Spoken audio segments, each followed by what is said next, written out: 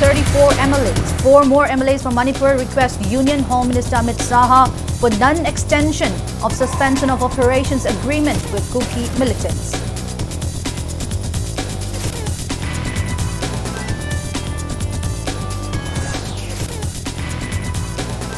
Victims of recent ethnic riots say Manipur government not doing enough to safeguard their assets left behind in Churachandpur.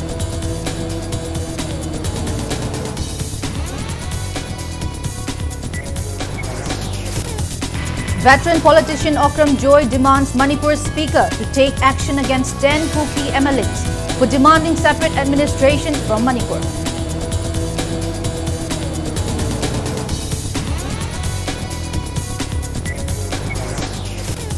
Mayra Paibi groups asked if government permitted Kuki militants under suspensions of operation to attack innocent civilians.